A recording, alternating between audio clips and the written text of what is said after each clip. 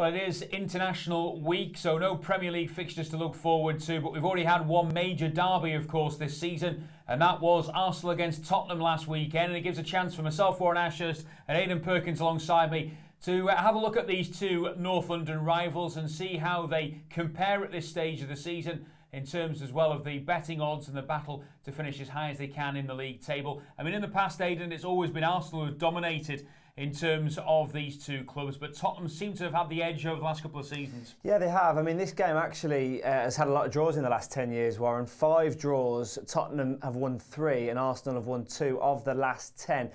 But you get the feeling that Tottenham have had the edge in the past few years, and they've finished above Arsenal in the last 3 years, although the first time they did it in 2017 was the first time in 22 years. But the results have kind of reflected that in recent weeks. I mean, I think thinking back to the first game of the season, Tottenham will be disappointed they didn't win that as well. 2-0 up at the Emirates, Arsenal came back strongly, and in the end it finished 2-2. I think it was probably about a fair result in the end, because Arsenal did, as you say, come back strongly in the second half and will feel they deserve something out of the game. So it looks on the face of that result as though they're two evenly matched teams. I think both of us are of the opinion that the title is out of both of the teams reached this season. I would have thought, if you said at the start of the campaign who would finish above who, I would have gone with Tottenham ultimately, because I think they've got the stronger squad.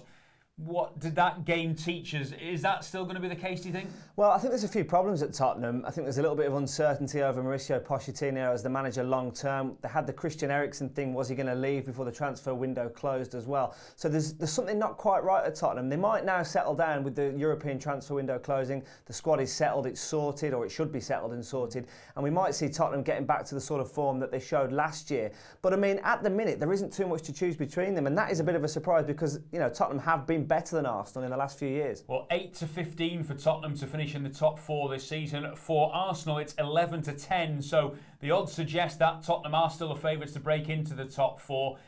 Would it be beyond the possibility, do you think, of Unai Emery leading Arsenal to the top 4? Is that a bridge too far? I think it probably is a bridge too far this season when you think of the calibre of the teams that will probably finish above them. Liverpool, Manchester City, Manchester United will fancy their chances, Chelsea again, although Chelsea and Manchester United have got their problems as well. So Arsenal might just think there's a chance of getting in there, but I think Tottenham will finish above Arsenal once again in the league. I think there's just too much of a gap for Arsenal to close this year.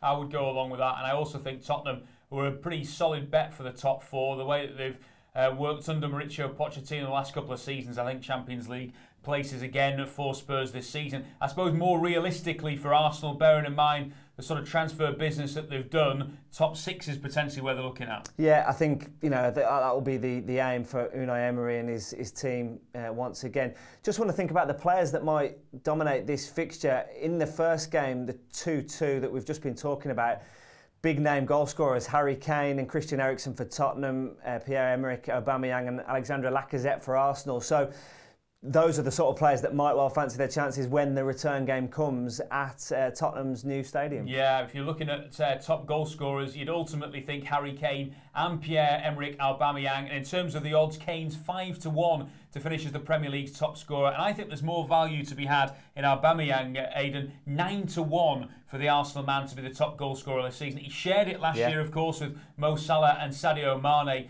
So I do think Aubameyang looks good value, and to me, Harry Kane just looks a little bit out of sorts at the moment. Yeah, I mean, he scored a good penalty, didn't he? But he's a little bit like symptomatic of Tottenham in that he's not quite firing on all cylinders. It may well come for him over the course of the season. He's such a good player, Harry Kane. But yeah, I would agree with that. I think Aubameyang, really good value if you look at his odds over the course of the season to again finish maybe not quite top of the Premier League goal scoring pile, but he'll be there or thereabouts. Yeah, I'd go along with that as well. And both Aubameyang and Kane, expect them, I would suggest, to be the club's top scorers over the course of the season. Last but not least, we're going to have a look at overall in terms of London and who will finish higher in the table. Not surprisingly, these two are top of the odds at the moment. Spurs, best price evens to finish as the top London club this season. Arsenal 13-8. Then you go look at Chelsea at 5-1.